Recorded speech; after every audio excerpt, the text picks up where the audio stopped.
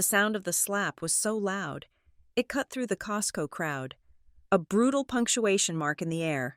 I stumbled, nearly taking out a massive pallet of two-ply toilet paper, every head whipped around. My stepmother, Evelyn, was already mid-shriek, calling me crazy and violent to the gathering spectators. My cheek burned, but as a security guard hustled toward us, I locked eyes with the stranger a few feet away. Her phone held steady, recording it all. She saw the truth. This was my one shot. Leilani Bradley was 32 years old, and on this crisp, slightly overcast Saturday morning, she was navigating the cavernous, concrete-floored maze of a Costco outside Denver, Colorado. The scent of hot dogs, free samples of pesto pasta, and freshly roasted coffee, all in bulk, hit her with the usual sensory overload.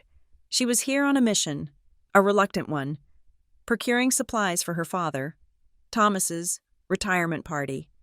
As a project lead at a small but aggressive marketing firm called Northline Creative Labs, Leilani was used to managing chaos, but family chaos always hit different. It was less about deadlines and more about deep, structural rot. She steered her oversized red cart past the refrigerated produce, mentally ticking off the list. 24 bottles of water, 3 pounds of artisanal cheese, per her father's request, and 2 massive sheet cakes. The party wasn't for her. It was Evelyn's production. But her father had asked, and she couldn't say no to him. Not when he was finally stepping away from the insurance office after nearly 40 years. Leilani was rounding the corner toward the center aisles, where they kept the paper goods. When the sound hit her, it wasn't just noise, it was that noise, the specific, carrying tone of her stepmother, Evelyn Pierce, when she was weaponizing her volume in public.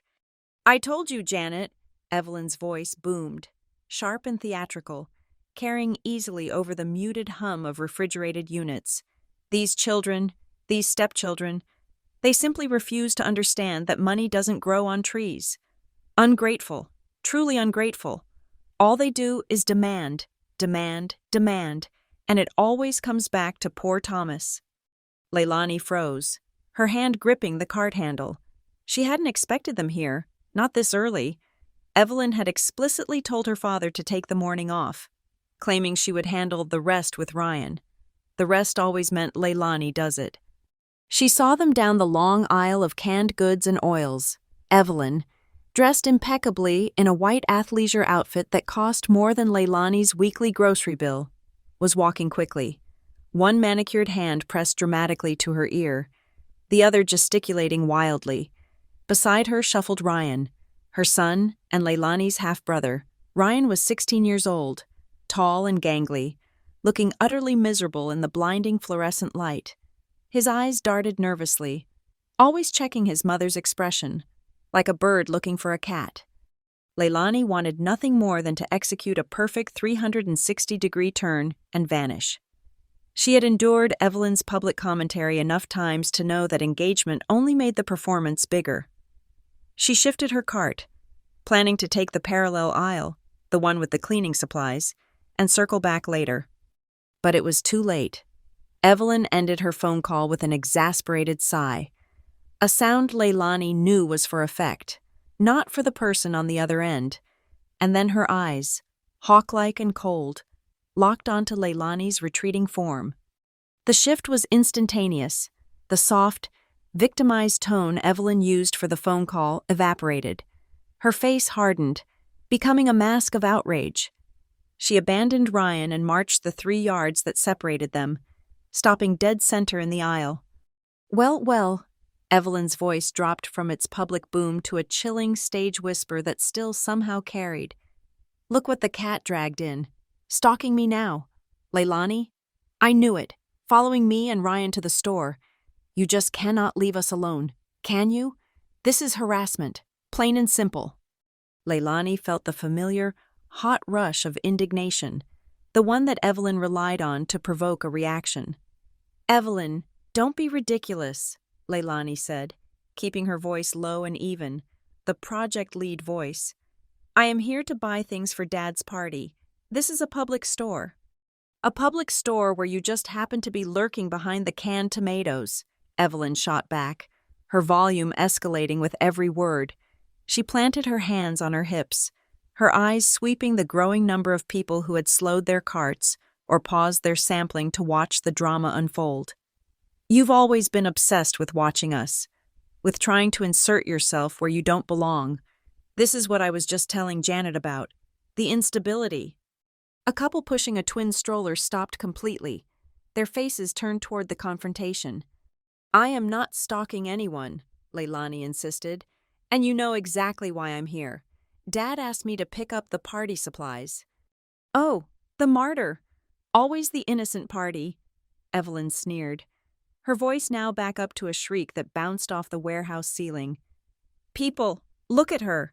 Look at the calculated calm. She is mentally ill. She has a history. She has been trying to break up my marriage for years, trying to steal Thomas, my Thomas, from me.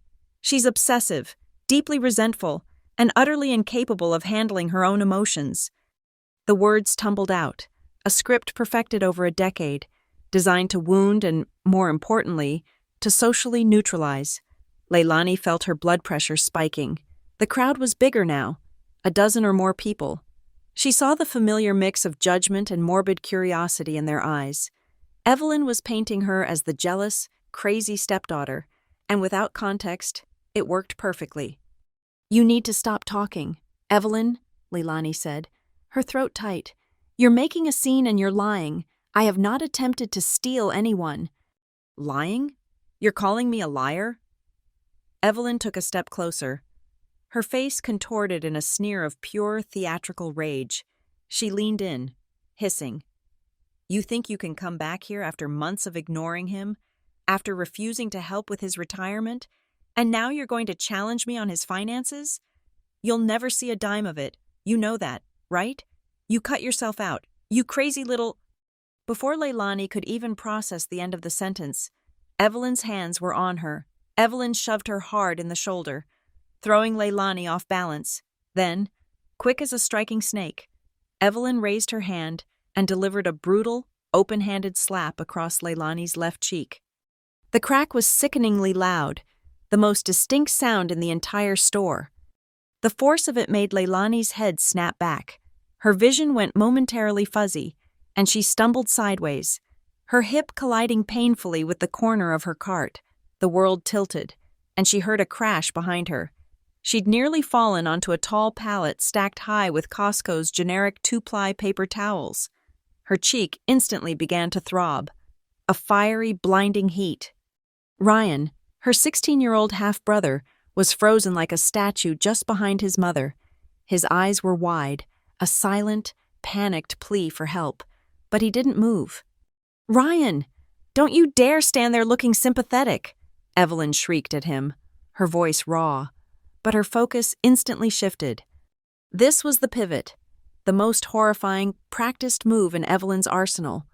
She turned her body, shielding her face with one hand, and let out a small, high-pitched wail that was completely absent of tears. Her chest heaved dramatically. She attacked me, Evelyn screamed at the growing throng of onlookers, tears instantly welling up, a perfect, instantaneous shift into the role of the victim. She is unstable. I told you all she was violent. Someone call the police. I am fearing for my life. My husband told me she had a history of these outbursts. I told you all. A ripple of confusion went through the crowd. They had seen the slap, but the sheer volume and dramatic credibility of Evelyn's sudden distress was powerful. Many had missed the quick shove and only saw Leilani reeling backward, followed by the immediate, frantic victimhood of the older woman. Leilani, paralyzed by the sting and the injustice, stood swaying. She felt the hot, wet track of a single tear, a reaction to the physical pain, not the emotional, but she quickly wiped it away. She knew she couldn't cry. Crying only validated Evelyn's narrative of the hysterical, unstable daughter. Then she saw her. Down near the end of the aisle, past the bulk olive oil, stood a woman. She was perhaps Leilani's age, early 30s, dressed in a sharp, dark blazer and tailored trousers, a corporate ID badge, dangling from a lanyard, was clipped to her lapel. She was pale, but her movements were deliberate and calm. She wasn't reacting in shock. She was reacting with action. The woman raised her cell phone, positioning it horizontally, clearly recording the entire scene, and as Leilani watched, the woman mouthed something softly, just loud enough for Leilani to see her lips move, a phrase of cold, factual observation. She hit first. The sheer, solid confirmation of that moment, the knowledge that someone, a complete stranger, had seen the truth before the narrative flip, sent a jolt of energy through Leilani's numb body. The arrival of Costco security was swift and loud. 2 large men in blue vests were jogging toward the commotion. Evelyn, seeing the official presence, doubled down on her performance. She clutched her heart dramatically. "Thank God. Officer, sir," Evelyn stammered, using the word officer despite the blue vest. "This woman, Leilani Bradley, she has threatened me for months. She has a documented history of mental instability. Please, you need to check the records. My husband, Thomas Pierce, can confirm it. She just attacked me. I was simply trying to protect my son, Ryan, my 16-year-old boy, from her erratic behavior." The guards, trained to defuse, were already moving to separate the 2 women. The taller guard, a man with a tired face, held up a hand. "Ma'am, please separate. We need everyone to take a breath." Leilani tried to speak, but her mouth felt dry. "She slapped me. She started it," she managed, pointing to her throbbing cheek. Evelyn pointed her finger, still trembling, at Leilani. "See? See the denial? The aggression? She is completely detached from reality. This is exactly what I warned my husband about." Suddenly, the witness moved. The woman in the blazer, Natalie Hayes, stepped forward, directly addressing the security guard who was trying to keep Evelyn and Leilani apart. She spoke clearly, her voice cutting through the noise with professional authority. "Sir, I need to state that I witnessed the entire exchange. The woman in white," she nodded toward Evelyn, initiated physical contact first with a shove, followed by a hard, open-handed slap to the face of the other woman. I have the incident recorded on my phone from before the physical confrontation began. I saw everything. I have video evidence." Evelyn's theatrical sobbing stopped mid-gasp. Her head snapped toward Natalie, her eyes burning with pure, unadulterated shock and panic. The shift was more telling than any confession. The crowd noticed it too. A moment ago, she was crying. Now, she was a predator caught in the spotlight. The guard's demeanor changed. He looked from Evelyn's suddenly panicked face to Natalie's composed, badge-wearing one, then to Leilani, who was still silently holding her burning cheek. "Ma'am, we need to talk to you," the guard said, now addressing Evelyn, the volume of his voice lower, the tone less empathetic. He then turned to Leilani. "And you, ma'am, are you injured? Do you require medical attention?" "I'm fine," Leilani whispered, though her cheek felt like it was radiating heat. "I just want this to stop. She's been doing this for years." Evelyn, regaining her composure through sheer force of will, pulled out her ultimate weapon. "Fine. You want to play this game? I will call the police. I will file a report for assault and battery and harassment. I will sue you for defamation and for every penny you try to take from my husband. I promise you, Leilani, I will press charges, and I will twist this so tight you will never escape the label of unfit daughter again." She was betting on the long game. She was betting on the fact that she had 10 years of carefully constructed narrative, the mentally unstable Leilani versus a single, chaotic event. She had always won before. Every petty argument, every financial challenge, every attempt by Leilani to speak up had ended with Thomas trusting Evelyn and Leilani being labeled the aggressor. Evelyn was confident she could spin this public assault into a defensive reaction against a maniacal, obsessed daughter. The police were called. As the guards escorted Evelyn and Leilani to separate, quiet corners of the store, Evelyn loudly demanding to speak to the manager about her legal rights, and the outrageous lack of security, Leilani kept her eyes on Natalie. Natalie, the witness, stood near the front checkouts, giving her statement to the second guard, her phone tucked securely but visibly in her hand. She was the one anomaly in Evelyn's decade-long calculation. Evelyn had assumed that any witness would be swayed by her immediate, high-octane performance of victimhood, or that they would simply walk away, not wanting to get involved in a family drama. But Natalie Hayes was different. She had stayed. She had recorded. She had spoken up. Leilani touched her still-burning cheek. The pain was sharp, but clearer now. Cleaner than the dull, persistent ache of emotional gaslighting she had lived with since she was 13 years old. She stared at the screen of the stranger's phone, feeling a profound, life-altering certainty settle over her. If her life had a chance, a solitary, desperate window to break free of the poisonous, false reality Evelyn had constructed for her, it wouldn't start with her father, who was too weak, or her brother, who was too scared. It would start right here, with this silent, steady woman in a blazer and a lanyard, in the middle of a crowded, fluorescent-lit warehouse store outside Denver. This was the beginning. This was the fight. The chill of the police station interview room, only a few hours after the Costco incident, was nothing compared to the deep, structural cold I'd carried since I was a teenager. As I sat there, trying to explain the history behind the bruise blooming on my cheek, the history of Evelyn Pierce, I realized that the physical assault was only the final clumsy brick in a wall built over 2 decades, a wall designed to cage me, to convince the world I was crazy, and to keep me out of my own life. My childhood, before Evelyn, was simple, rooted in a small, quiet town in coastal Oregon. I was 10 when my parents divorced. It wasn't loud or messy. It was just a slow, mutual drifting. My mother, a restless soul, moved south to California, chasing sunshine and a new career.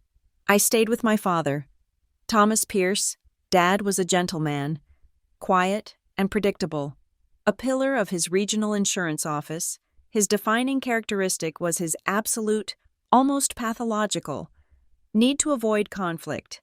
He would rather lose an argument, lose money, or even lose a piece of himself than engage in confrontation. It was a character trait I would later realize wasn't gentleness, but a terrible, damaging kind of passivity. For 3 years, it was just the two of us, a calm, slightly sad arrangement that worked. Then, when I was 13, Evelyn arrived. It was Thanksgiving. Dad brought her to our small, traditional dinner. She was a recent widow, beautifully dressed, with sharp eyes and a voice that commanded attention, in front of my aunts, uncles, and grandparents. Evelyn was dazzling. She complimented my father's choice of tie, praised my mediocre apple pie, and spoke glowingly about the courage it took for a young girl to live with her single father. She was charm personified, the perfect replacement for the quiet vacuum my mother had left. But later that night, after everyone had left, and Dad was asleep on the couch watching a football game, Evelyn cornered me in the kitchen while I was loading the dishwasher. She leaned in, her smile gone, replaced by a cold, appraising look. "You load the silverware wrong. Leilani, you're facing the handles up. That's unsanitary and lazy. You should learn to be useful if you plan on staying here." I remember the shock of it, the sudden, visceral whiplash from public warmth to private cruelty. When I stammered out an apology, she just scoffed. "Don't be dramatic. I'm just giving you honest feedback. You're almost a woman. You need to grow up." This was the first lesson. Evelyn had 2 faces, one for the world, one for me. The public face was all grace and self-sacrifice. The private face was surgical, designed to chip away at my self-worth. When she and Dad married 6 months later, everything changed. Evelyn and her 4-year-old son, Ryan, a perpetually wide-eyed, fragile boy, moved into our quiet house. Suddenly, the unspoken rules of the house were rewritten, with Leilani as the implicit scapegoat and servant. Ryan was sweet, mostly, but fragile and demanding. Evelyn, claiming to be exhausted from her grief and the effort of starting a new life, implicitly outsourced his care to me. The responsibility became mine. Picking him up from preschool, feeding him dinner, reading him stories, and putting him to bed, all while I was navigating the hormonal, academic nightmare of middle school. I tried to complain to Dad. I tried to explain that it wasn't fair, that I was turning into a live-in nanny. His response was always the same. He would sit me down, put his arm awkwardly around my shoulder, and look vaguely stressed. "Now, Lonnie, she doesn't mean it, honey. She's just stressed. It's hard starting over. She's taking care of both of us. Just give her some slack, okay? Don't make waves." Don't make waves. That was the central tenet of Thomas Pierce's philosophy, the life raft he clung to, and in his desperate need for peace, he consistently sacrificed my well-being. Every time Evelyn snapped at me, humiliated me in front of Ryan, or made a cutting remark about my clothes or my grades, Thomas would excuse it as stress or a misunderstanding. The effect wasn't that the insult was erased. It was that the insult was confirmed as legitimate by the one person whose trust I desperately needed. Evelyn, the master storyteller, began weaving a tapestry of my erratic nature for the extended family. At summer barbecues, she'd slip in seemingly innocuous comments. "Leilani is so sensitive, bless her heart, she takes everything so personally."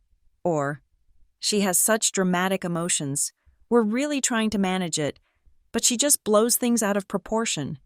These small, insidious comments were the building blocks of the narrative. Soon, my aunts would look at me with pity. My uncle would joke nervously about me being a difficult teenager. I wasn't allowed to just be moody or stressed like a normal kid. Any negative emotion was immediately pathologized into a character flaw, a precursor to being mentally unstable. Evelyn was giving them the script for who I was long before I even knew myself. I was the difficult one. I was the drama queen. I was the child who needed to be managed. A particularly painful memory crystallized this feeling of being exiled in my own family's history. It was my high school graduation. I had worked tirelessly. Graduating near the top of my class, I scanned the auditorium, finding my little family unit in the front row. Dad, Evelyn, and a 10-year-old Ryan, who was holding a sign Evelyn had made. When we got home, there was the obligatory photo session, but when the printed photos arrived a few weeks later, the sting was immediate and sharp. Out of 50 pictures, maybe 3 featured me prominently. The rest were dedicated to Evelyn and Ryan. Evelyn beaming next to Dad, Ryan proudly holding the sign, Evelyn fixing Ryan's collar. I was a blurry background figure, a presence acknowledged only in passing. I tried to address it gently a few days later, holding up one of the few photos of me. "It feels like this day wasn't really about my graduation. Evelyn." She didn't even look up from her magazine. "Oh, please, Leilani, don't be so selfish. Your father and Ryan and I made such an effort to be there. You have to understand. We are a family now. You can't make everything about you. It's always me, with you." Her words hit me with the force of a revelation. She wasn't interested in sharing the spotlight. She was interested in controlling the narrative, making sure she and Ryan were the central figures in Thomas's life, and that I was merely a satellite. And Dad? He was in the next room, pretending not to hear. He said nothing. He didn't defend me. He didn't validate my feelings. His silence was the ultimate betrayal. It was the moment I truly understood my place. I was expendable collateral damage in Thomas's lifelong pursuit of an easy, conflict-free life. The opportunity to escape came in the form of a generous academic scholarship. I packed my meager belongings and drove east to Colorado, over 1,000 miles away. For college, it was the only way out. Evelyn, predictably, spun my departure to the family. She claimed I had run away, that I was abandoning my responsibilities, and leaving my poor, aging father to deal with everything. She made it sound like I had fled a war zone of my own making. My visits home for holidays became thinly veiled work assignments. I was instantly relegated to the role of staff. I did all the cooking, the deep cleaning, and the constant babysitting of Ryan, who was now a teenager but still required constant supervision. Meanwhile, Evelyn would sit in the living room, sipping wine, accepting compliments from the guests on her sacrifices and her tireless work to hold the family together. The narrative stuck. Evelyn was the nurturing caregiver, and I was the wandering, self-centered daughter who only showed up when forced. Any attempt I made to assert myself, to set a boundary, or to point out the hypocrisy resulted in an immediate, explosive reaction from Evelyn. She would retreat to her room, emerge with tear-stained eyes, and tell Thomas that I had verbally attacked her. She would say my aggression was proof that she had been right all along about my mental issues. And Thomas, facing the immediate, loud, and dramatic conflict Evelyn presented, always defaulted to the easy path. He would choose to believe Evelyn. He would tell me that I needed to apologize for upsetting her, that I was being inconsiderate.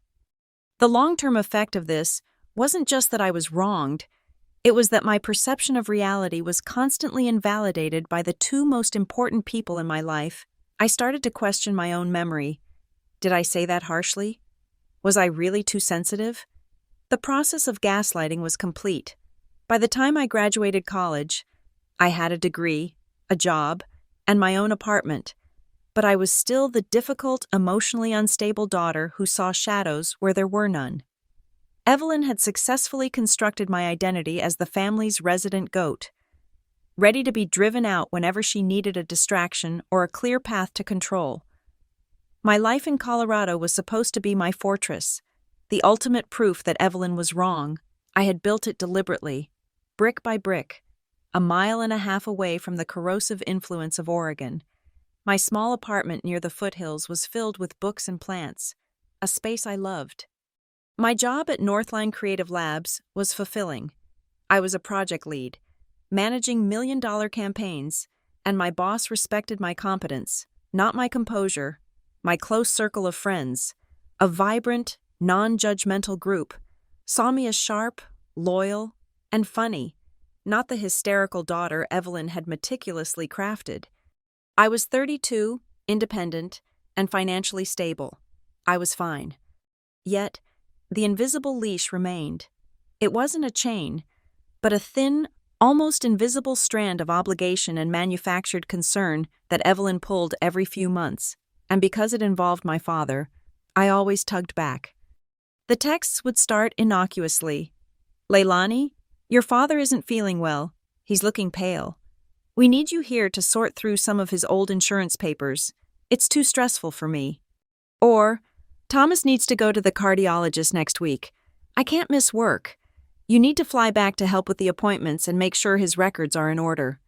She always framed it as a medical or logistical necessity that only I, the competent project lead, could manage. My father, of course, never called to ask himself. He would just send a tired, one-line follow-up text confirming the date. So, I'd fly back. A few times a year, I'd burn my vacation days to deal with crises that turned out to be minor checkups and paperwork Evelyn could have handled in 2 hours. But I went because I genuinely worried about Dad, and because I knew that if I refused, Evelyn would leverage that refusal into the next round of family gossip about my cold-heartedness. On those trips back to Oregon, I started noticing things, small, unsettling financial details that felt less like neglect and more like calculated erasure. During one visit, while helping Thomas organize his tax documents, a task Evelyn insisted was too complicated for her, I saw that his name was slowly disappearing from certain investment statements. They were jointly owned properties, but the primary name, the one listed for all correspondence, was now just Evelyn Pierce. His individual retirement account beneficiary designation form had been recently updated. The primary beneficiaries were listed as Evelyn and Ryan, with no mention of me. I felt a cold knot tighten in my stomach. This wasn't just my stepmother playing favorites. This was my inheritance, the financial security Dad had built, being systematically routed away from me, his daughter, and toward Evelyn's son. I brought it up carefully, waiting for a moment when Evelyn and I were alone in the kitchen, washing dishes. Evelyn, I saw the beneficiary change on the 401k. Why is my name completely removed? Are you sure Dad understood what he was signing? She stopped drying a plate, gave me a brittle, condescending smile, and set the towel down. Oh, Leilani, you and your pathological suspicion, I've told you. Thomas and I are simplifying things. You have your own life, your own job, your own little apartment in Colorado. Ryan is still a child. Your father and I agreed that we are his primary dependents now. Don't you think it's a little desperate to be counting your father's money while he's still alive? You really need to see someone about this trust issue. She pivoted the accusation instantly. I wasn't questioning her actions. I was exhibiting a mental defect, the old pathological suspicion routine. I took the issue to Dad later that afternoon, cornering him in the garage while he was tinkering with a loose shelf. I showed him the document with Evelyn's name as the sole primary contact. Dad, what is this? I'm worried you're being pressured. Did you agree to remove me entirely? I'm not asking for money now, but this is your legacy. He tensed up instantly, his eyes darting toward the door, afraid Evelyn would walk in. He repeated his wife's words almost verbatim, like an actor reading a line. Leilani, I trust Evelyn completely. She is handling everything so I don't have to worry about it. She says you have your own life now. Don't cause trouble. Just let her handle it, please. His fear of conflict was stronger than his desire to protect his own daughter, stronger than his need for financial clarity. He had delegated his entire future to Evelyn to avoid one single argument. The true chilling moment came a few months later, during a late-night visit.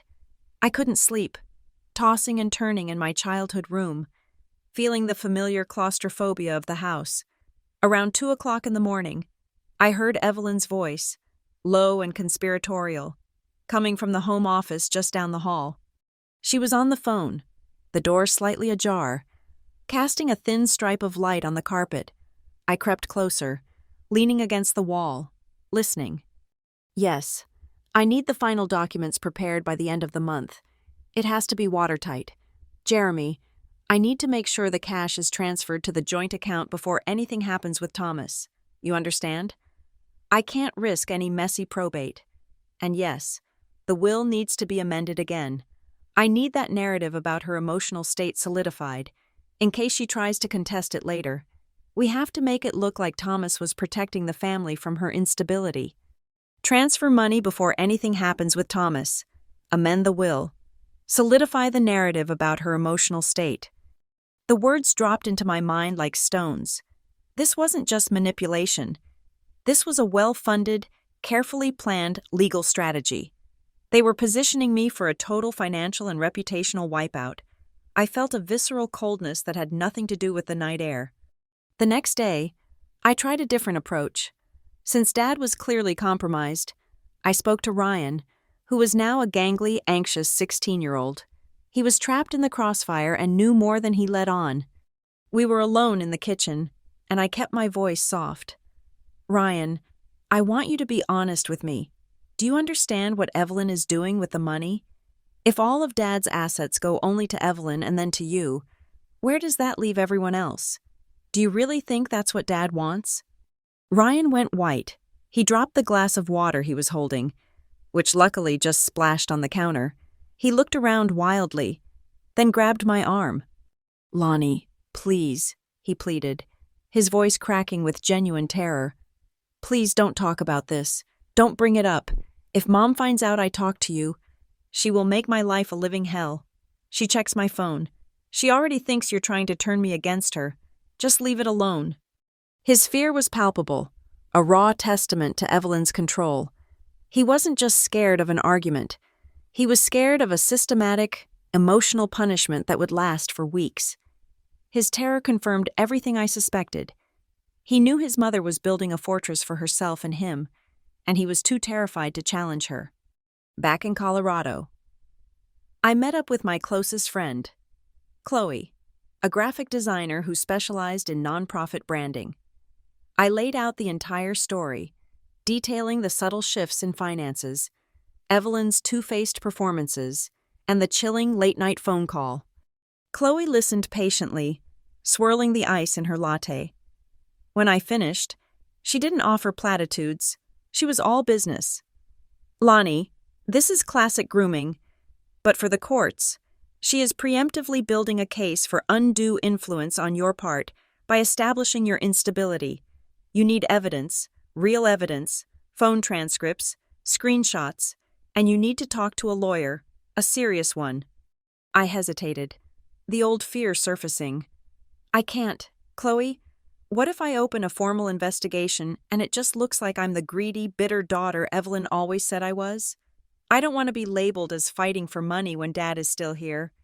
Chloe leaned forward, her expression serious. She's already labeled you.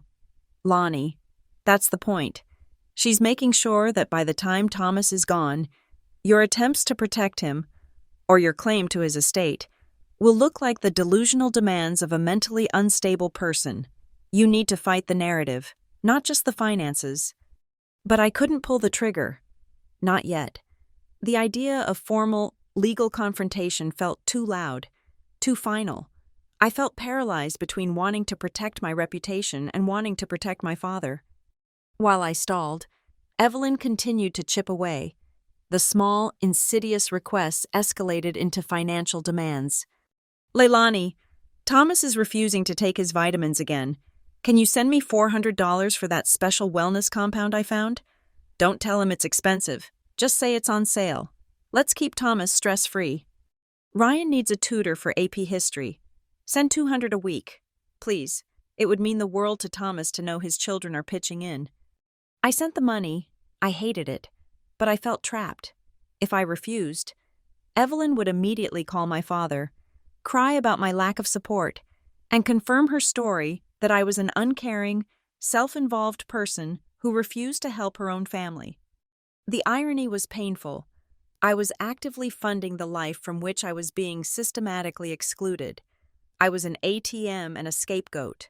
I was a stranger in my own home, a financial contributor to a family unit that was actively plotting my total removal, both emotionally and legally. Every time I set a small boundary, every time I asked a challenging question, Evelyn retaliated by weaponizing my father's health and my own past, confirming the label: ungrateful, selfish, and difficult. I was trapped in an insidious, never-ending drama, and I needed an outside force, a seismic event, to break the script. I had no idea that seismic event would occur 300 miles away, in the paper goods aisle of a Colorado Costco, over a massive stack of 2-ply tissue. The countdown to my father's retirement, only a few months before the explosion at Costco, felt less like a celebratory milestone and more like the inevitable arrival of a Category 5 hurricane. Thomas had finally announced he was hanging up his hat after decades at the regional insurance office, a decision that should have brought peace. Instead, it brought Evelyn's organizational frenzy. She immediately declared that the occasion demanded an extravagant party at the house, not just a small dinner, a massive public spectacle designed entirely to showcase Evelyn Pierce, the devoted, long-suffering wife. The phone call came on a Tuesday afternoon, catching me in the middle of reviewing ad copy at my office in Denver. The minute I answered, I knew I wasn't being asked. I was being assigned. Leilani, darling, Evelyn began, her voice falsely sweet, the kind that always preceded a demand. You'll be flying home for the whole week, won't you? I'm simply too overwhelmed with Thomas's doctor appointments and the financial transition. You need to handle the party details, every single one. It wasn't a request for help. It was a military order. She then proceeded to list my duties as if reading from a project plan: securing the high-end catering, coordinating the tent rental, designing the floral arrangements, putting together the mandatory photo slideshow of Thomas's career, which would inevitably be 80% photos of Evelyn smiling beside him, greeting the hundreds of guests, and of course, keeping Ryan, now 17 and requiring constant driving, occupied and out of her hair for the duration. I need you there by next Monday, she finished, her tone indicating that the conversation was over and compliance was assumed. We simply can't manage this without your organizational skills. Dear, it's for your father. The date she cited, the final Saturday of Thomas's working life, was impossible. It was the same day I had promised to serve as maid of honor in the small, intimate mountain wedding of my best friend, Chloe, back in Colorado. I had spent months planning my speech, coordinating the bachelorette party, and being emotionally present for Chloe. This was one commitment I absolutely would not break, not for Evelyn's elaborate performance. I took a deep breath, trying to inject calm and logic into the situation. I needed to stand firm without giving her the hysterics she craved. "Evelyn, I can't be there for the whole week, and I definitely can't be there on the Saturday of the party," I explained, deliberately keeping my tone even. "I am maid of honor in Chloe's wedding here. It's been planned for a year.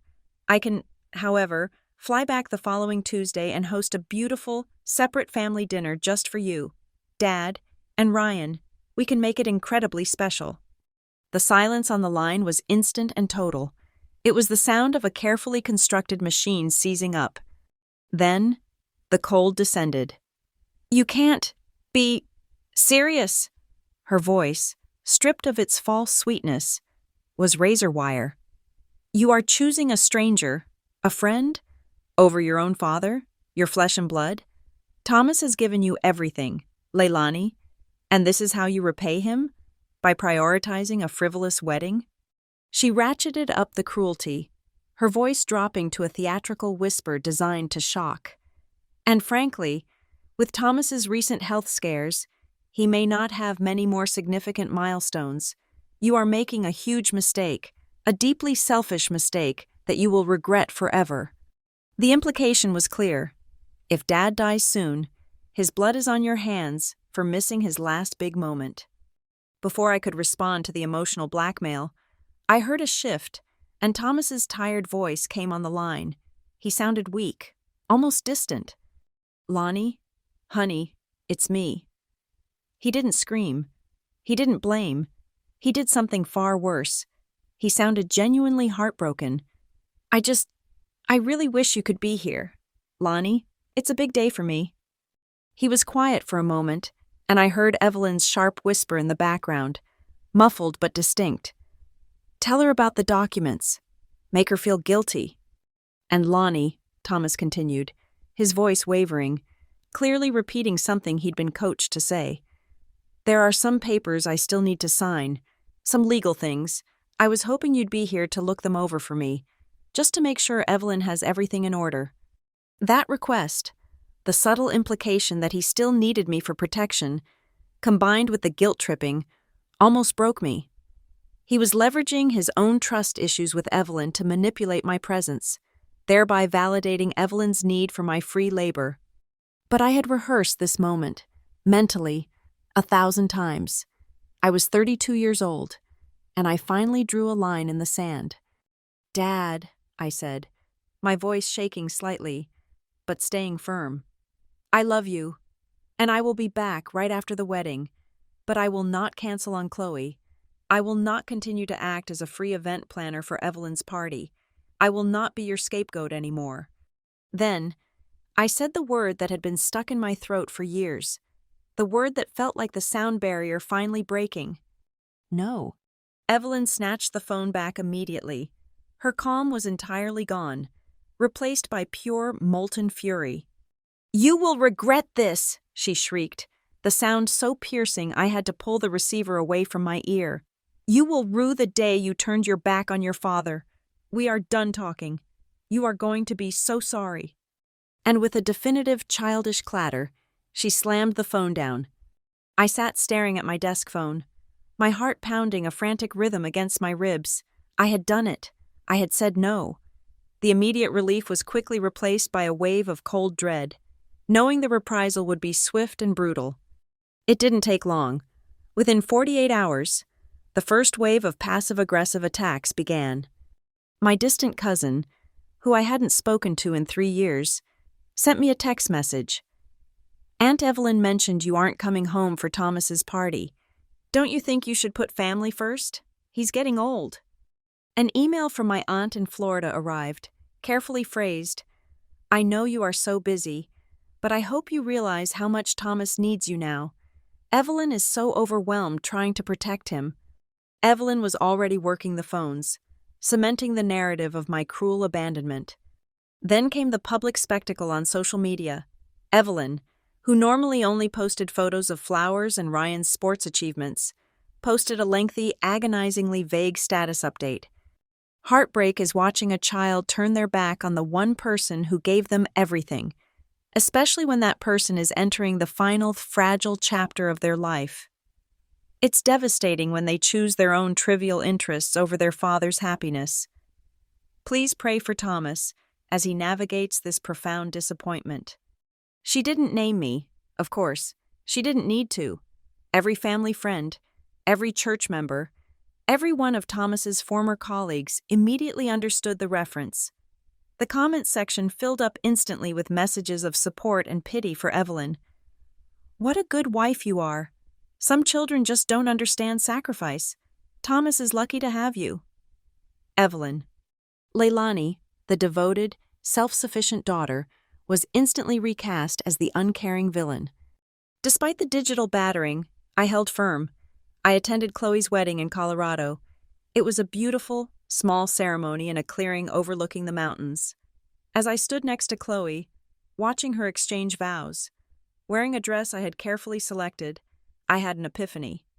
Here, I was loved simply for who I was, a good friend, a loyal partner, a competent individual.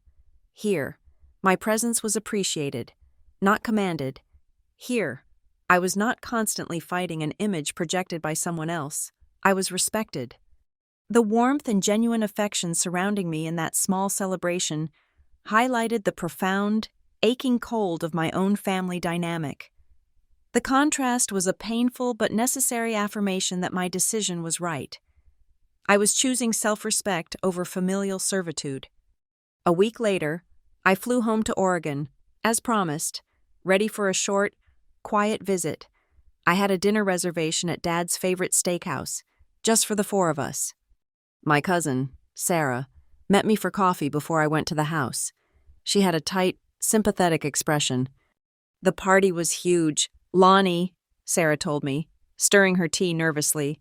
Evelyn really went all out. The tent was enormous. But look, I need to tell you what she said. Sarah leaned in. She was telling everyone how you refused to come, and she didn't mince words. She told the guests that you had explicitly told her you wouldn't come unless there was a clear financial benefit for you, and that you only cared about what Thomas could give you, not what you could give him. The lie was breathtaking in its audacity and its perfect inversion of the truth. Evelyn had rejected my offer to host a separate, intimate dinner. She had refused my help unless it came on her terms, as a servant, and now she was painting my rejection as a selfish, calculated financial maneuver. It was designed to preemptively destroy any credibility I might have if I ever chose to challenge the financial arrangements she was so hastily consolidating. The pain of the public assassination was secondary to the realization I had said no to the free labor, and Evelyn's ultimate retribution was to ensure that the entire social circle knew I was the one who only cared about money. The battle wasn't just about my presence at a party. It was about destroying my character before the real, inevitable fight began. And Evelyn, armed with Thomas's passive compliance and her own dramatic flair, was winning the first round decisively. The aftermath of the retirement party and my refusal to act as Evelyn's free staff was not a cooling down period. It was the firing of the first real salvo in her campaign of character assassination. She had painted me as greedy, and now she was moving to cement the other half of her narrative, the unstable, dangerous daughter. Despite the raw, painful knowledge of my cousin's account, I tried one last, desperate attempt at peace. I knew Thomas was too passive to stand up to Evelyn in person, but I hoped that a written, private appeal might bypass her theatrical interference. I crafted an email to my father, Thomas, keeping the tone gentle, respectful, and entirely factual. I explained that I hadn't refused to attend his retirement, but had simply declined the role of event organizer due to a pre-existing commitment. I gently pointed out that Evelyn had deliberately misrepresented my offer to host a separate, intimate dinner. I concluded by reiterating my love and concern for his financial well-being. I pressed send, feeling a small, fleeting hope. That hope lasted precisely 2 hours and 12 minutes. A reply came, not from Thomas, but from Evelyn. She had clearly intercepted the email and then forwarded it back to me, adding a single, scathing sentence at the top. "Your delusions are becoming tiresome. Leilani. See a professional." The direct, walled confirmation that my father had either shared my private communication with Evelyn or, more likely, allowed her access to his inbox was a punch to the gut. It proved there was no private channel, no secret line of communication left open between us. Evelyn was the gatekeeper to my father's life, his mind, and his correspondence. Within 48 hours, Evelyn accelerated her online campaign. The vague, pained status updates about ungrateful children were replaced by something far more sinister and psychologically targeted. On her main social media profile, which boasted over 1,000 friends, many of whom were Thomas's colleagues, neighbors, and extended family, she posted again. This time, the language was chillingly clinical and deeply manipulative. It breaks my heart to watch a loved one struggle with a lifelong lack of empathy. We are doing all we can, seeking expert advice and praying for a breakthrough. Sometimes, you have to protect yourself and your family from someone who is incapable of seeing beyond their own emotional chaos. We are navigating a long-standing psychological issue here, not just a disagreement. She was explicitly referencing my past psychological issues, the exaggerated stories she had told since I was 13 about my sensitivity and mood swings, and framing the current conflict as a matter of clinical mental illness. The comment section, fueled by her church friends and passive relatives, instantly devolved into expressions of sympathy for her burden. But Evelyn wasn't done manufacturing the image of instability. Thomas, who had posted maybe 3 times in his entire life, usually a blurry photo of a sunset, suddenly wrote a long, heartbreaking post. The post, clearly dictated or written entirely by Evelyn, spoke of the profound sadness of retirement when one of your own children rejects the very concept of family duty.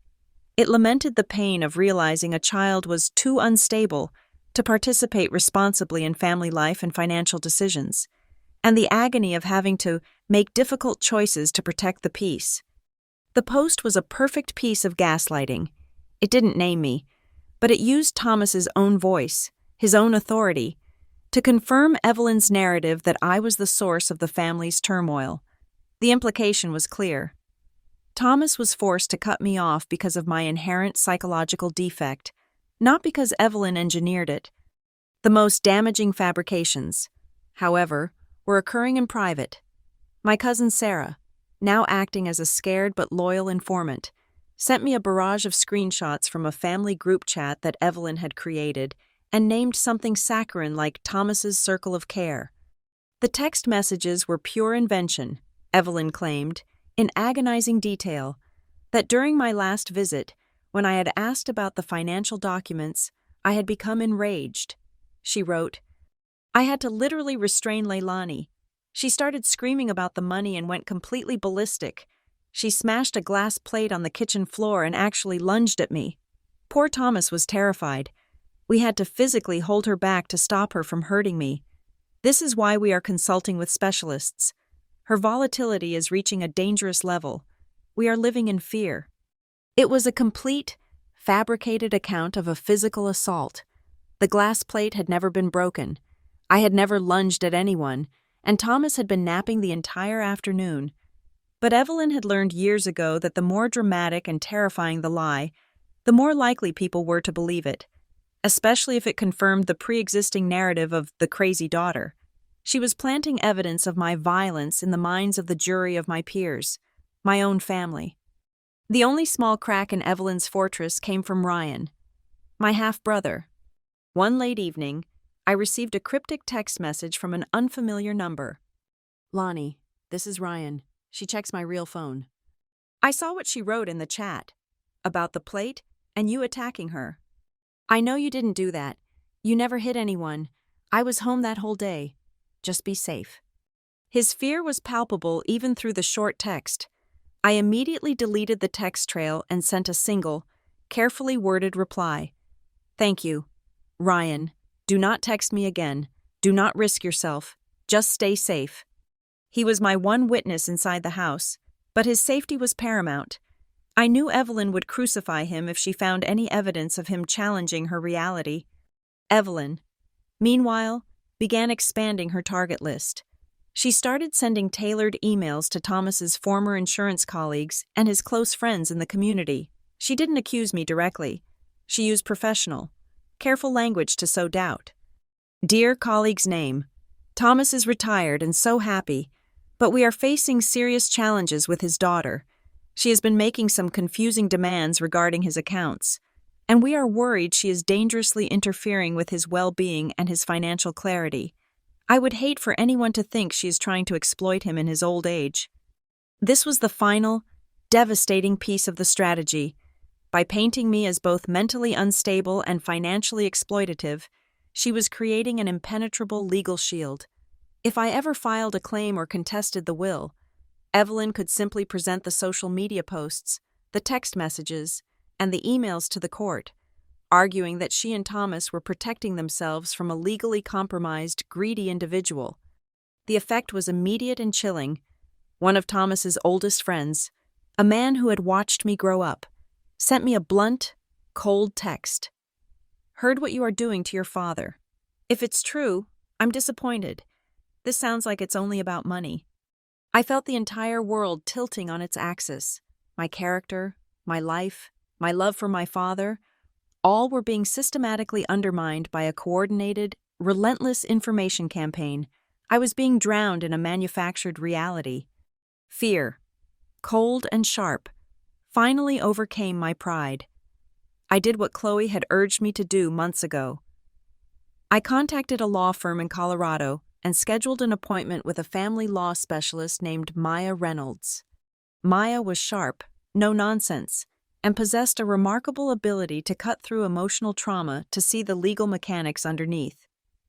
I presented her with the timeline, the forwarded email from Evelyn, the social media screenshots, and the terrifying family chat messages Sarah had sent. Maya didn't look shocked. She looked grimly validated. Ms. Bradley, this is textbook undue influence. But with a modern twist, Evelyn isn't just manipulating Thomas. She's engaging in preemptive reputation laundering by labeling you unstable, violent, and financially motivated now. She is preparing the grounds for any future will contest. The court won't see a grieving daughter. They'll see a disgruntled, mentally compromised relative trying to extort money from an elderly man's estate. She's building the legal defense against you right now. The realization hit me with the force of an oncoming train. This wasn't just a painful family drama. It was a long-term, calculated legal strategy aimed at my total exclusion. Maya laid out my marching orders, transforming me from a passive victim into an active investigator. We need everything documented, she said, her voice firm. Every status, every indirect accusation, every text message, every date and time. Start a private file. Chronologically, we need evidence of her behavior, her financial maneuvers, and every single time she tried to delegitimize your emotional state. We are turning this personal injury into legal evidence. In that moment, everything shifted. The vicious words and invented scenarios that had caused me so much personal agony suddenly transformed into something cold, hard, and valuable. Evidence. Evelyn's cruelty was not just a personal attack. It was a paper trail. I was no longer just dealing with a malicious stepmother. I was preparing to counter a sophisticated, long-term plan of legal and emotional erasure. The preparation for war had officially begun. My meeting with Maya Reynolds, the family law attorney, had transformed my mindset from reactive despair to cold, strategic investigation. I was no longer interested in winning Thomas's emotional approval. I was hunting for proof of Evelyn's financial malfeasance, the concrete evidence that would validate my sanity in court. I needed to move beyond suspicion and find the smoking gun. The opportunity arose unexpectedly. A few weeks later, Evelyn, with her characteristic demand for convenience, messaged me requiring a short trip back to Oregon. Thomas has his annual physical next week. It's too much for me to manage the driving and wait. You handle it. I need a rest day. The request was a gift. Evelyn, confident that Thomas was securely under her influence and that I was still too timid to truly poke around, was giving me unsupervised access to my father and his paperwork. The paper trail she thought she had perfected. I flew back, maintaining a careful veneer of calm neutrality. Evelyn was lounging on the patio when Thomas and I left for the doctor's office. She handed Thomas a thick folder filled with documents. "Don't forget this, dear," she instructed him, her voice smooth and saccharine. "Just the updated financial review for the retirement package. Keep it safe. Thomas, very safe." She glanced at me, a tiny, almost imperceptible smirk playing on her lips. A clear message. You can look, but you can't touch. The drive to the clinic was silent. Thomas seemed frail, retreating into himself. He clutched the folder in his lap like a lifeline. We sat in the sterile, overly cold waiting room of the medical office. Thomas opened the folder, flipping through the pages with the distracted air of a man reading a foreign language. I leaned slightly closer, pretending to scroll through my phone. The first thing that caught my eye was the logo on the cover sheet. Not Thomas's old insurance firm, but a company I had never heard of. Cascade Wealth Management.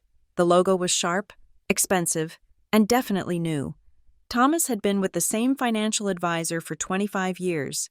Evelyn had obviously brought in her own players. Then I saw the key document.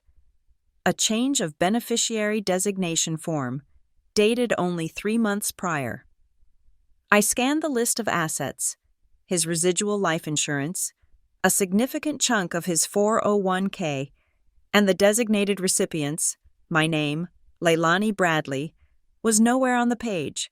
The two primary beneficiaries were listed simply as Evelyn Pierce and Ryan Pierce. I felt a cold dread, but kept my breathing even. I couldn't afford to be emotional. This was evidence. I leaned over slightly, nodding toward the paper. "Dad, is that the final change of beneficiary form? I didn't realize you had finalized the details." Thomas flinched, startled, and quickly tried to slide the folder back into his lap. He looked deeply uncomfortable.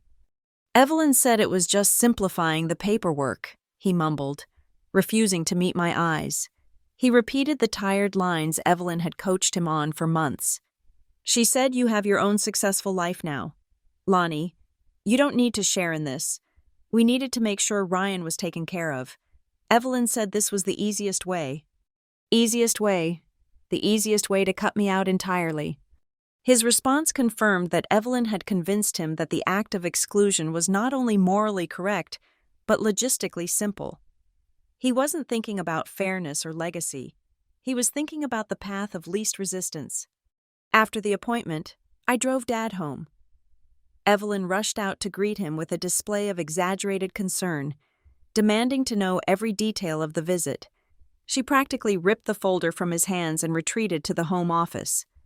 Later that afternoon, while Evelyn was preoccupied with a phone call in the kitchen, loudly discussing her upcoming garden club luncheon, Thomas fell asleep on the couch, exhausted by the day's activities. This was my moment. I crept down the hall to the small office that Thomas and Evelyn shared. The door was slightly ajar. I pushed it open just enough to see the desk. On the cluttered surface, a manila folder had been carelessly shoved into the drawer, but a corner of it was sticking out. The label was handwritten in Evelyn's unmistakable, elaborate script. TP Legal Final. My heart hammered against my ribs. A loud, erratic drumbeat of fear and excitement. I slid the folder out, my hands trembling. The contents were a chronological nightmare. On top was Thomas's original, 20-year-old last will and testament. My name was clearly listed, sharing the estate equally with my father's previous wife, who had been bought out years ago, and then, later, with Evelyn. Beneath it was the new one, dated 7 months prior. I scanned the text. It stated explicitly that, due to Leilani Bradley's long-standing mental and financial instability, and her inability to responsibly manage shared assets. She was being removed as a beneficiary. The entire estate would flow to Evelyn, and upon her passing, to Ryan. But the most damning piece of paper was a separate, notarized letter tucked between the two wills. It was titled, Statement of Intent regarding financial exclusion of Leilani Bradley. The letter detailed my supposed estrangement, my erratic emotional behavior, and my lack of financial responsibility, all presented as Thomas's voluntary, heartfelt reasons for disinheriting me. Yet, the sterile, legalistic vocabulary, the specific phrases like unstable, unwilling to meet familial obligation, and documented psychological concern were the exact words Evelyn had been using in her social media campaign.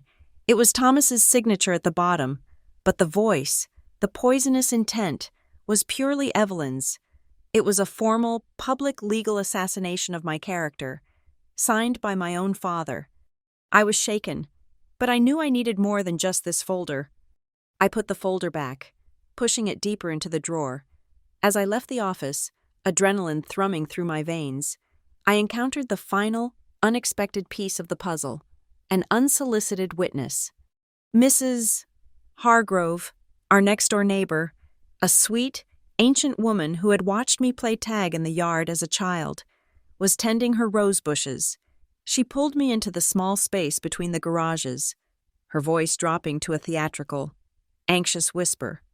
"Leilani, honey, I know this isn't my business," she said, clutching my arm. "But I have to tell you, Evelyn was over here for coffee a few months ago. She was telling me, clear as day, that you had been stealing money from Thomas's bank account. She said you were making unauthorized transfers." Mrs. Hargrove wrung her hands. "I told her. Now, Evelyn, I've known Leilani since she was a little girl. She wouldn't do that." But Evelyn just got that tight little smile on her face and said, "It's a sickness, dear. She's desperate and unstable." I never saw a single piece of evidence, Leilani, but she made me promise to keep an eye on you. Theft, the accusation of stealing money, combined with the accusation of instability, sealed the narrative. Evelyn wasn't just planning my disinheritance. She was preemptively filing a police report in the community court of public opinion if I contested the will. Evelyn would simply say, "This is the same daughter who stole from the family." I had to act now. I returned to the office, my hands steady this time, driven by a new, focused rage. I pulled out my phone, flipped it to camera mode, and quickly, silently, photographed every single relevant document. The change of beneficiary form, the new will that cut me out, and most importantly, the notarized letter detailing my supposed instability, page by meticulous page. I checked the drawer again, ensuring everything was exactly as I had found it. I took nothing physical. I left no trace. I only took the photographic evidence. I drove back to Colorado the next morning. My mission felt complete, but the realization was soul-crushing. The moment I was back in my Denver apartment, I sent the entire encrypted gallery of photos to Maya Reynolds. Her response, hours later, confirmed my worst fears. "Leilani, these documents, especially the statement of intent, are absolute gold for our case, and catastrophic for yours, if we didn't have them. The language is textbook. It's what elder law attorneys call disinheritance language. She's providing a paper trail to justify the exclusion and, simultaneously, legitimizing her public narrative that you are the dangerous one." Maya explained the full weight of Evelyn's strategy. "If this works, you are not just cut out of the assets. Any attempt you make to question the estate after Thomas is gone will be viewed by the court as an act of harassment against an elderly, fragile widow. You will be categorized as a legal threat to the family's stability, not a daughter seeking justice. She turns your attempts at truth-telling into evidence of your mental instability and financial exploitation. You become the criminal, and she becomes the protector." I sat in my quiet apartment, looking at the photographic evidence of my own character's execution, the financial documents, the lie about the broken plate, the rumor of theft. It was a cohesive, long-term plan to erase me from the family's history, their memory, and their bank accounts. I finally accepted the cold, hard truth. I wasn't fighting a family misunderstanding. I was in a long-term calculated war for my financial legacy, my emotional history, and my very identity. The time for grieving was over. The time for fighting had begun, and I needed a public, undeniable moment to shatter Evelyn's carefully constructed reality. I needed an event so undeniable that it would force the world to see the difference between Evelyn's smooth script and my messy, painful truth. I just didn't know yet that the event would be Evelyn's own, self-inflicted public wound. The memory snaps back into the present with the brutal, jarring clarity of a film suddenly cutting from a slow, moody sequence to a high-speed chase. All the quiet, strategic analysis with Maya, all the fear and anger I had painstakingly documented in the privacy of my Denver apartment, culminated in one violent public act in the heart of consumer excess. I had reluctantly agreed to meet Thomas and Evelyn at the Costco. It was meant to be a final, desperate attempt at détente, a fragile white flag. The retirement party was over. The initial storm had passed, and Evelyn had proposed a small, healing family cookout for the following Sunday.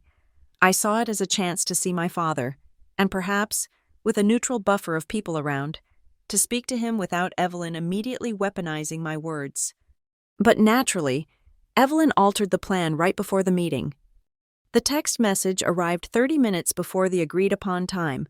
"Thomas isn't feeling up to the crowds today. Too much stress with the move to retirement. I told him to rest. Just meet me and Ryan at the store. You can manage the heavy lifting and the accounts." The subtle shift was intentional. Thomas, the supposed reason for the meeting, was gone. I was left alone with Evelyn, and the entire logistical burden of management was shoved back onto me. She was testing my limits, pushing me to revert to the familiar role of the unpaid family assistant. I walked into the massive, echoing warehouse floor with a defensive stiffness. I found Evelyn and Ryan standing near the bakery section, Evelyn inspecting a stack of 24 packs of dinner rolls with an air of profound disapproval. Ryan, my 17-year-old half-brother, looked like he wanted to be anywhere but there, his posture a study in teenage submission. I approached, offering a tight, non-committal smile. "Hi, Evelyn, Ryan, where's the shopping list? Let's try to make this quick." Evelyn turned, her eyes narrowed. She had already chosen her target and her theatrical register. "Oh, here she is," she announced, loud enough for a woman examining a 10-pound package of butter nearby to look up. "The prodigal daughter, ready to micromanage, always ready to count every penny." I ignored the bait, extending my hand for the list. "I just need to see the projected total. We agreed I would handle the costs for this gathering."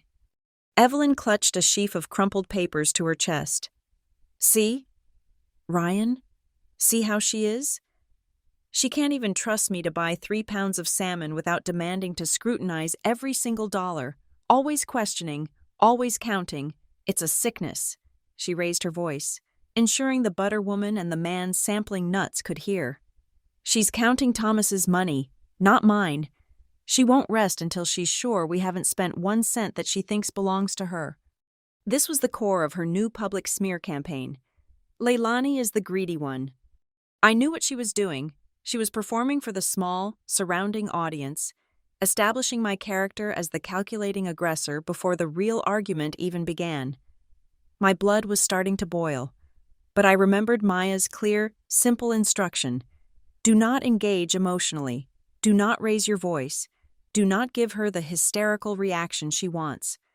I kept my voice low, firm, and entirely factual. "Evelyn, I'm happy to cover the costs, but I need to see the receipts. That's standard practice." She laughed, a dry, sharp sound that drew more attention. "Standard practice? Oh, honey, we're beyond standard practice. We are dealing with a daughter who has been completely written out of her father's will because of her behavior.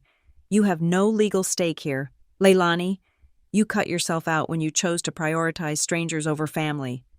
The mention of the will, shouted across the main aisle of a crowded store, was a deliberate attempt to wound and provoke a violent reaction. She was laying down the gauntlet, flaunting her successful financial manipulation right in front of me. I took a breath. I looked Evelyn straight in the eye, maintaining a terrifying calm that belied the fury churning inside. "The will you coerced Dad into signing is not valid, Evelyn," I stated, my voice barely audible, but firm enough to be heard clearly between us. "And I am not going to stand by silently while you continue to lie to him and the family about his financial decisions. I have documentation. I'm worried about Dad's confusion over those papers, and I will not stay quiet when I see something wrong." That did it. The mention of coercion and documentation broke through her composure. It was the moment she realized I wasn't just a timid, gaslit daughter anymore. I was a threat who had done her homework. The shift in Evelyn's face was terrifying. The theatrical outrage vanished, replaced by a pure animalistic fury. She let out a guttural sound, not a word, but a noise of explosive, uncontrolled rage. In the next second, she surged forward. It was a rapid, coordinated attack, a powerful shove with her shoulder, designed to knock me off balance, followed instantly by the flat of her palm connecting with my face. The slap was incredibly violent. My head snapped violently to the side, the world dissolving into a flash of white-hot pain and the ringing silence of impact. I stumbled backward, my hand flying up to my cheek, which immediately felt like it was on fire. I heard the collective, shocked intake of breath, the massive "oh" from the surrounding shoppers. Ryan, who had been standing a few feet back, instantly recoiled, his face stricken with a fear that wasn't for me, but for the inevitable storm his mother was brewing. He stood frozen, unable to intervene.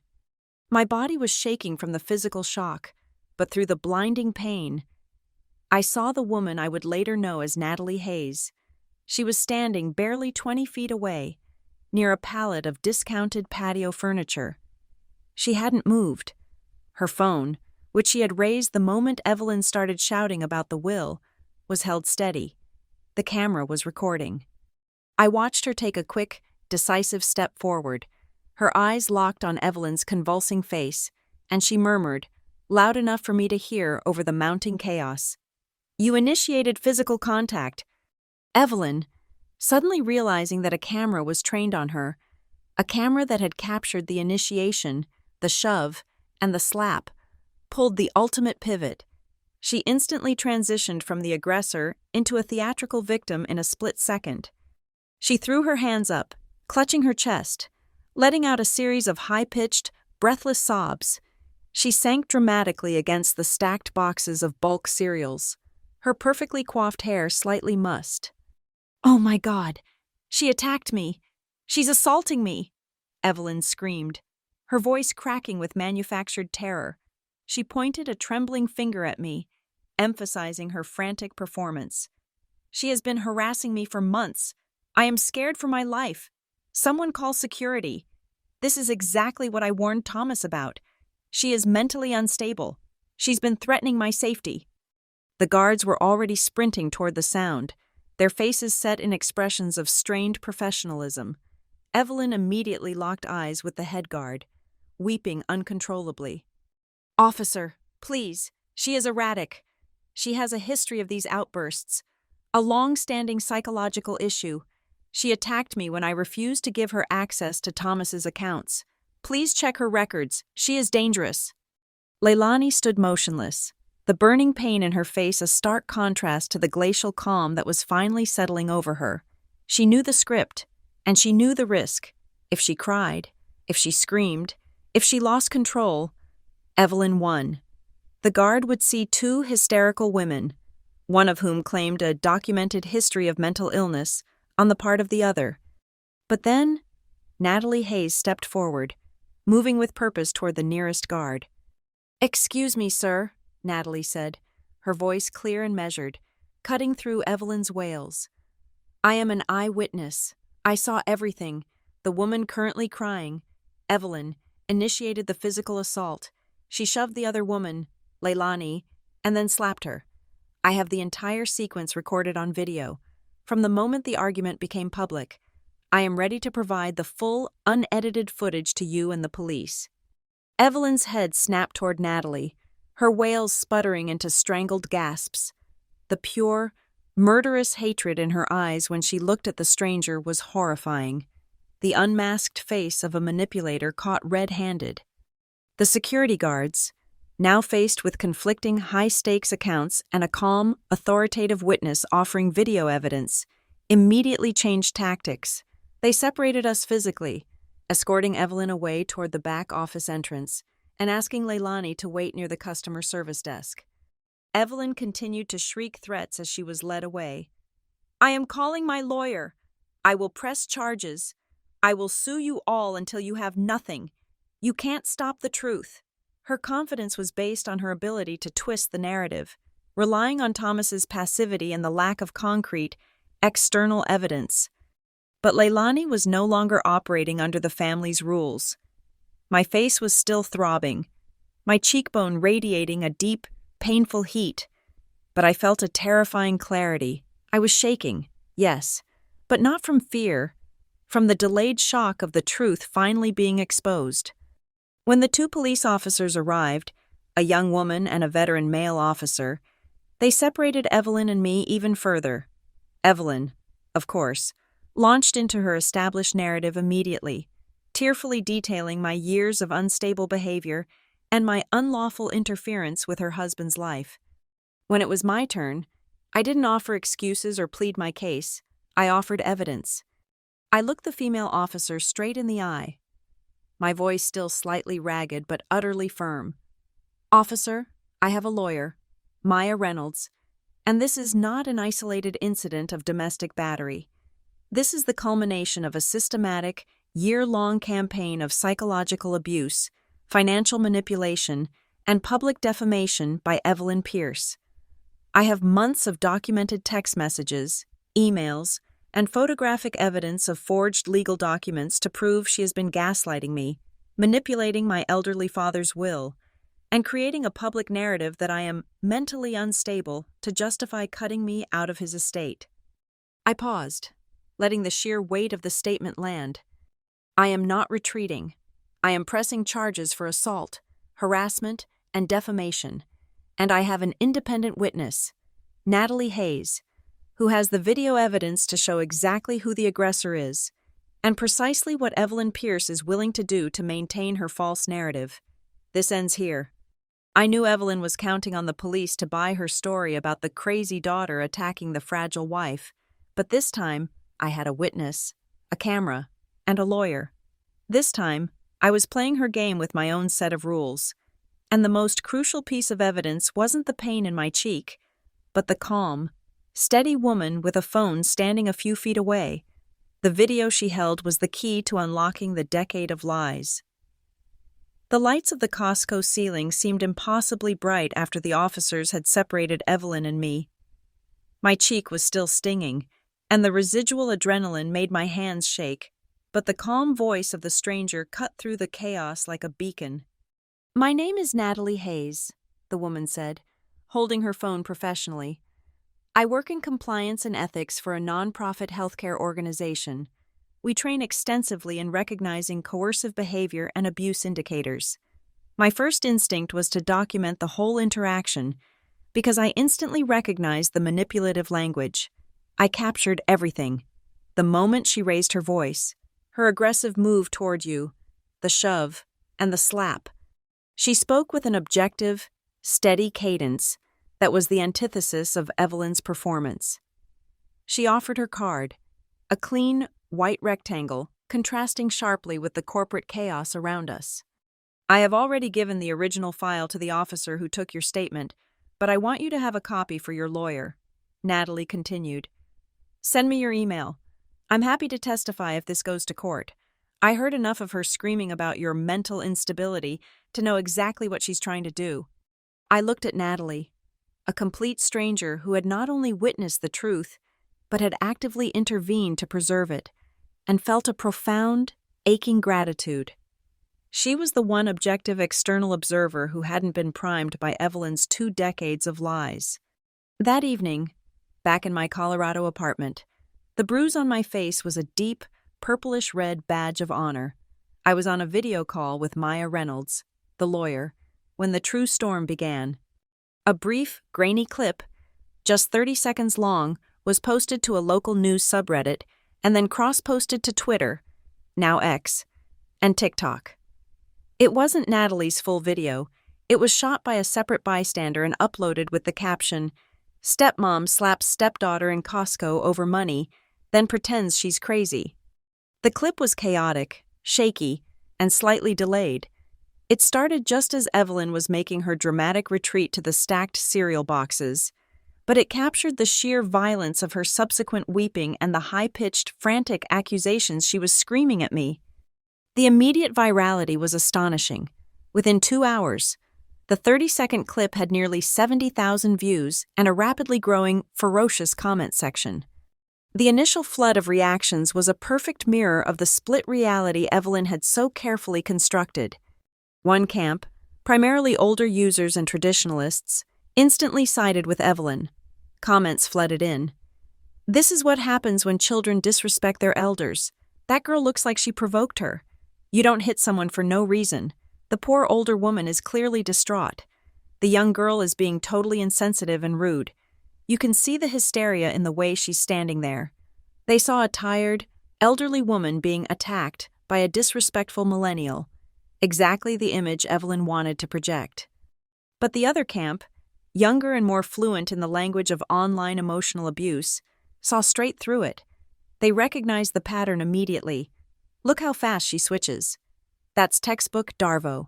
Deny, attack, reverse victim and offender. The way she screams about long-standing psychological issues sounds like she's reciting a script. She sounds like the victimizer trying to preempt the charge. They didn't see an altercation. They saw manipulation caught on tape. They started demanding the daughter's side of the story. Maya was thrilled, despite the ugly nature of the comments. "This is exactly what we need," she told me, her voice buzzing with energy. "She made this public. She brought the fight into the light. Now, we use her own platform against her." Working quickly with Maya's public relations guidance and in consultation with Natalie, I drafted a single, concise statement. I decided to use Instagram, where the audience was generally younger and more aware of gaslighting patterns. I uploaded a photograph of my cheek, the bruise angry and undeniable, set against a neutral background. The accompanying text was not emotional or accusatory, but a measured, clinical description of the long con. I didn't name Evelyn or Thomas, or even the town in Oregon. The post read, in part, "For 22 years, I have been systematically gaslighted, psychologically abused, and financially undermined by a parental figure. This culminated in a physical assault 2 days ago. I am sharing this not for sympathy, but to break the cycle of silence.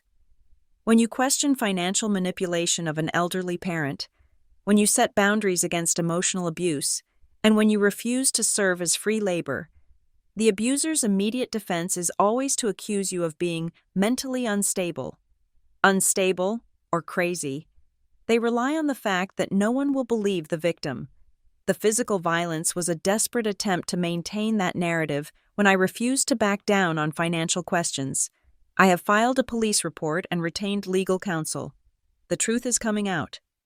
The reaction was immediate and seismic. First, the internal cracks in Evelyn's long-held family narrative started to spiderweb. My inbox was flooded with private messages. Some were heart-wrenching. "I am so sorry. Lonnie, I always wondered if her stories about your temper were true. I apologize for ever doubting you." A few cousins, whom Evelyn had successfully convinced, offered full apologies. But then came the inevitable demands for silence. Texts from Thomas's sister, my aunt, whom I genuinely loved, pleaded with me. "Please, Lonnie, you cannot do this to your father. He's retired. He can't handle this stress. Don't air the family's dirty laundry in public. Take the post down." Evelyn's conditioning ran deep. Protecting Thomas meant protecting Evelyn's secrecy. Evelyn, seeing the tide turn against her and sensing the public narrative slipping away, attempted a desperate counterstrike. She found the 30-second clip and, using a video editing app, posted a heavily cropped and spliced version to her Facebook page. Her version started after the slap, with me standing there, hand raised to my throbbing face, looking shocked and defiant.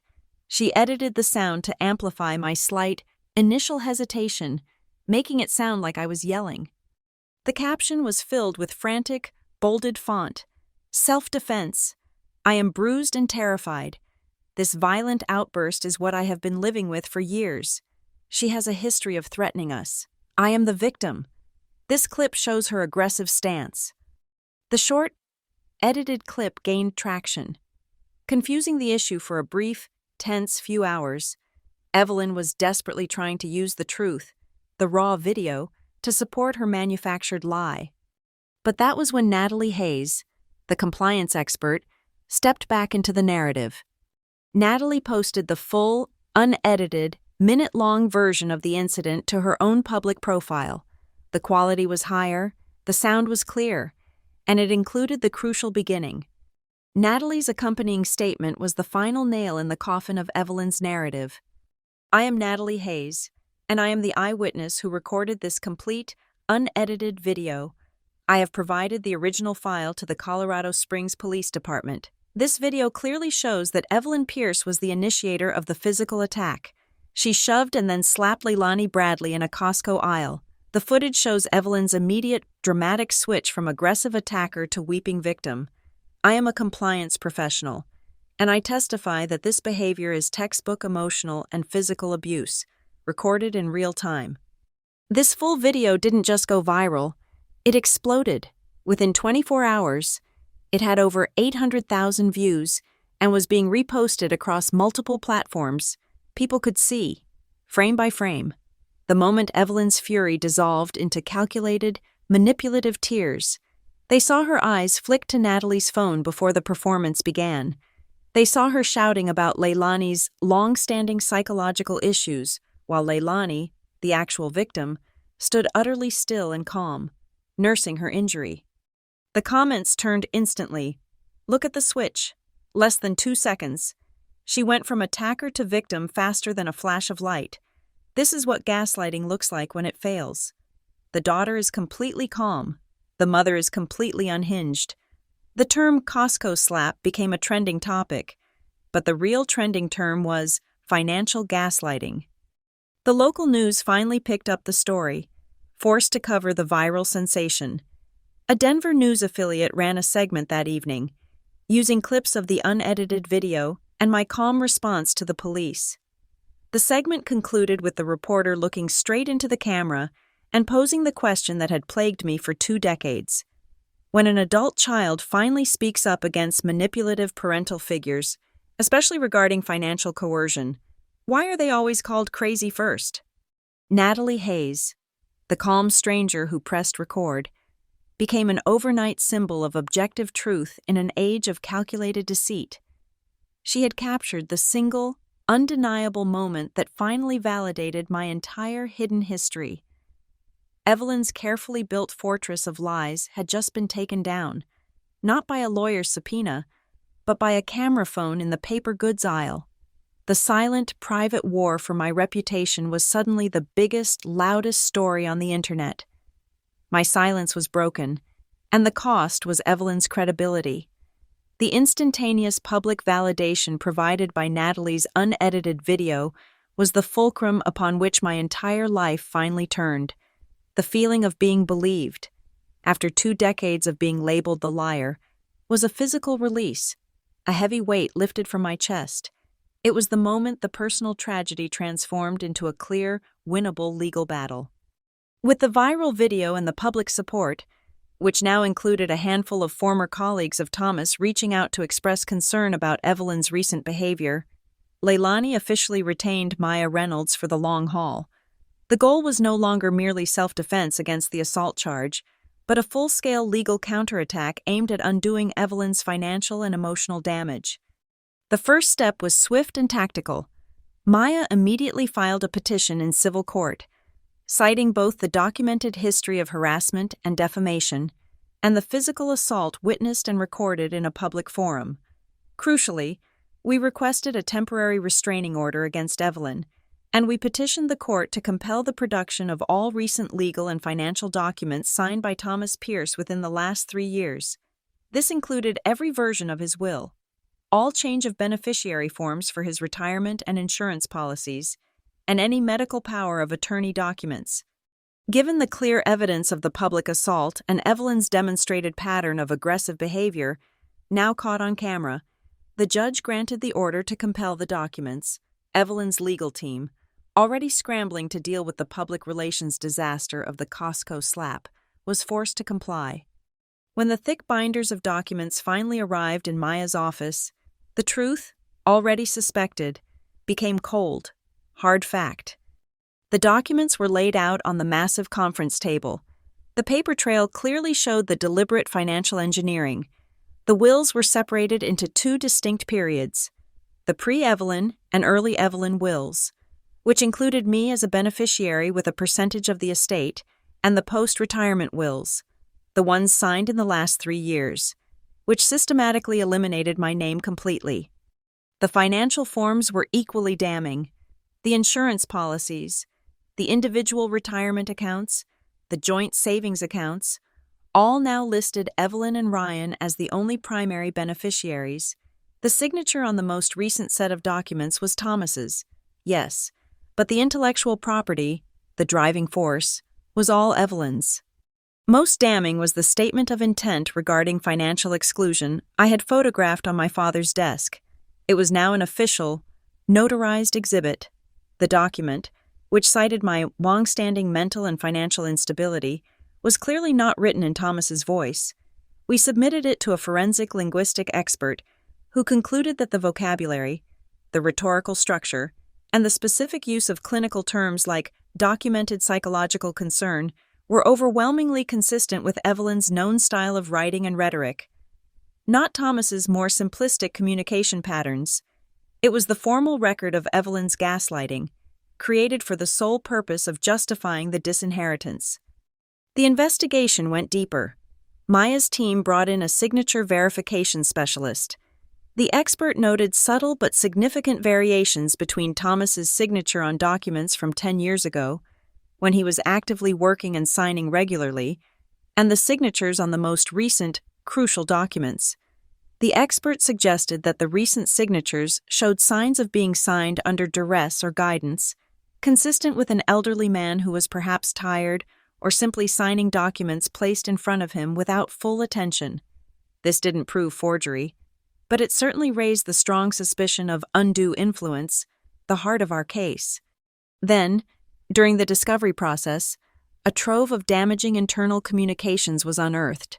We subpoenaed the email and text records between Evelyn and her sister, a woman known for her gossipy nature and absolute loyalty to Evelyn. One particular email, sent shortly after Thomas's retirement party, made me physically sick. Evelyn was gloating to her sister. "I've successfully locked the ungrateful one out of the game. I got the old man to sign everything.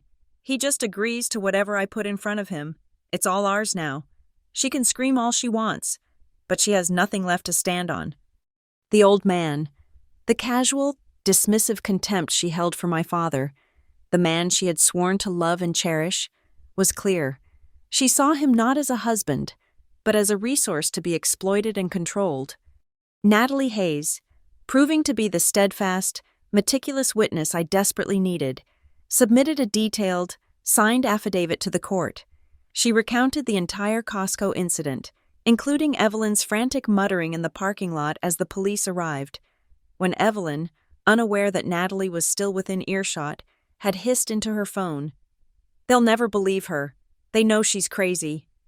This small, damning detail reinforced the long-standing, premeditated nature of the gaslighting campaign. The subpoenas also reached my half-brother, Ryan. Ryan was 17 now, required to submit a sworn statement about the family environment. He was absolutely terrified of Evelyn's retaliation. Maya and I met with him briefly, ensuring he understood the oath was to the court, not to his mother. He was visibly shaking when he signed the declaration. In his statement, Ryan confirmed that he had never once witnessed Leilani physically attack or assault anyone, but he confirmed that Evelyn had, for years, constantly repeated the story to him and others about Leilani being mentally unstable, dangerous, and crazy. Ryan's truthful testimony, the innocent party caught in the middle, was a powerful piece of evidence against Evelyn's narrative of fear. The net widened further when Maya called in Mrs. Hargrove, the neighbor, who provided a calm, unwavering account of Evelyn's whisper campaign. She detailed the time Evelyn had claimed Leilani was stealing family money and how Evelyn had asked her to watch out for my suspicious behavior. Mrs. Hargrove's testimony, coming from a neutral, established member of the community, was critical. It showed that Evelyn's character assassination was not confined to internal family arguments, but was a public, deliberate effort to destroy my reputation in the community. Maya meticulously wove all the threads together. She constructed a clear, compelling case. Evelyn Pierce had spent over 2 decades systematically building a public and private narrative that Leilani Bradley was an emotionally volatile, financially irresponsible, and ultimately unstable daughter. This narrative was constructed for one reason: to provide legal justification, a preemptive defense, for the systematic financial exclusion of Leilani from her father's multi-million-dollar estate and to render any subsequent legal challenge illegitimate. The Costco slap, far from being a random act of domestic violence, was the moment Evelyn lost control of her carefully managed narrative, caught red-handed by a disinterested third-party witness and a camera phone. As the date for the preliminary injunction hearing approached, I was constantly on edge. The fear was still there, a knot in my stomach. The thought of facing Evelyn across a courtroom, of having the darkest, most painful details of my family life dissected in public, was terrifying. But that fear was now tempered by a new, powerful resolve. I was no longer the silenced, questioning child hiding in the kitchen. I had witnesses. I had forensic evidence. I had the clear, undeniable proof that I wasn't crazy. I was an adult woman fighting for her legacy, her father, and her own sanity, armed with the undeniable truth of a video recorded on a chilly Saturday afternoon in a Costco. The long, silent nightmare was about to end in a blaze of public accountability. The courtroom was packed, the air thick with anticipation. This wasn't a standard probate hearing. It was a showdown fueled by viral video and 2 decades of psychological warfare. Every seat in the gallery was taken by curious onlookers, a mix of reporters, local community members, and a smattering of our estranged extended family.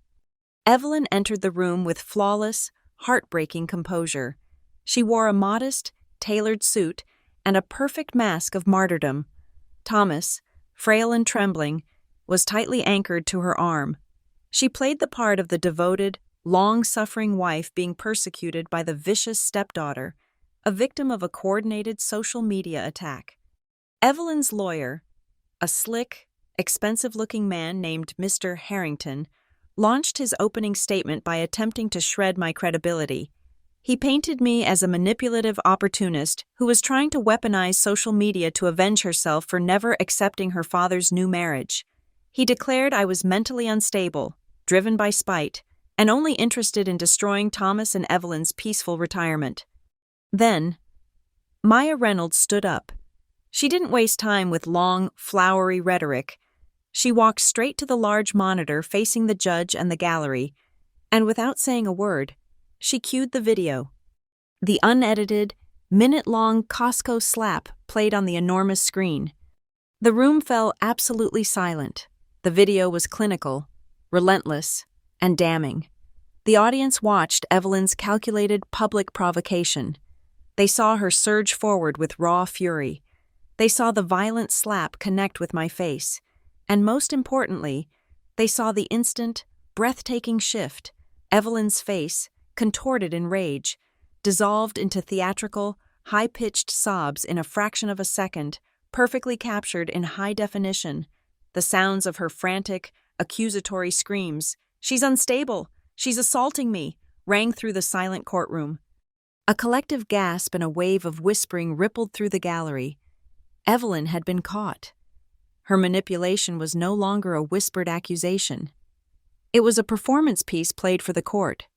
Natalie Hayes was called to the stand, calm, professional, and entirely detached. She explained her background in compliance and why she had chosen to record the incident. "I instantly recognized the classic deflection technique," Natalie stated clearly. "It is common for the aggressor to accuse the victim of being crazy or erratic the moment a third party intervenes, to preemptively undermine the victim's credibility. I captured that transition on video." Maya then began her methodical destruction of Evelyn's financial fortress. She used the documents, projected onto the screen one by one. The timeline showing the shift from the old will, including Leilani, to the new will, excluding Leilani. The change of beneficiary forms removing my name from every substantial asset, and the malicious statement of intent designed to legally justify the exclusion by citing my mental instability. Evelyn's lawyer tried to object, claiming the documents were Thomas's voluntary wishes, but Maya was relentless. "Mrs. Pierce," Maya addressed Evelyn during cross-examination, her voice cold steel, "you have repeatedly claimed that your sole motivation for ensuring Leilani was removed from the estate was to protect Thomas and Ryan. However, in an email to your sister, you wrote, and I quote, 'I've successfully locked the ungrateful one out of the game. I got the old man to sign everything.' Can you explain who you refer to when you say the ungrateful one?" Evelyn, still recovering from the shock of the video, stammered a denial, claiming it was a miscommunication. "And who is the old man who you got to sign everything?" Maya pressed. Evelyn, desperate and losing control, leaned into the microphone. "I simply meant Thomas was complying with the new plan. I couldn't let that girl have the chance to contest everything before the assets were secure. She would have drained him." The words hung in the air. Before the assets were secure. She had inadvertently confessed the truth. Her goal was not to protect Thomas, but to secure the assets and prevent my legal challenge. It was a confession of undue influence, spoken by the manipulator herself. The final, decisive moment came with Thomas's testimony. He was frail, confused, and profoundly sad. "Mr. Pierce?" the judge asked him directly, leaning forward, his voice gentle but firm. "Do you genuinely believe your daughter, Leilani, is mentally unstable or physically violent?" Thomas looked at me. My heart was pounding, terrified that his lifetime of conditioning would win out. I saw a flicker of the kind. Passive man, I remembered. He looked away from Evelyn, who was glaring daggers at him. "No, Your Honor," Thomas mumbled, his voice catching in his throat. "No, I don't. I never saw her hit anyone. I never saw her lose control. Most of what I knew about her instability was what Evelyn told me, over and over again." It was the quietest moment in the room, and the most explosive truth. The foundation of Evelyn's entire legal and personal defense, the supposed instability of the victim, was repudiated by the victimizer's own husband. The judge, after a brief recess, returned and read the final judgment. It was a decisive victory for Leilani. The judge granted the permanent restraining order against Evelyn, ensuring my physical safety. He formally invalidated the recent wills and beneficiary changes, citing clear evidence of coercion and undue influence. He ordered a neutral, court-appointed conservatorship attorney to oversee Thomas's financial affairs and the preparation of a new, objective estate plan. Finally, he ruled that Evelyn's public statements and social media posts constituted actionable defamation, allowing me to pursue civil damages against her. The truth had not only been heard, it had been legally validated. As I walked out of the courtroom, my lawyer beside me, I passed the mirrored glass of the courthouse doors. I saw my own reflection, the faint, yellow-green shadow of the bruise on my cheek. The last visible remnant of the Costco slap was almost gone, but the emotional scar was healing into something much stronger, a shield. I was finally free.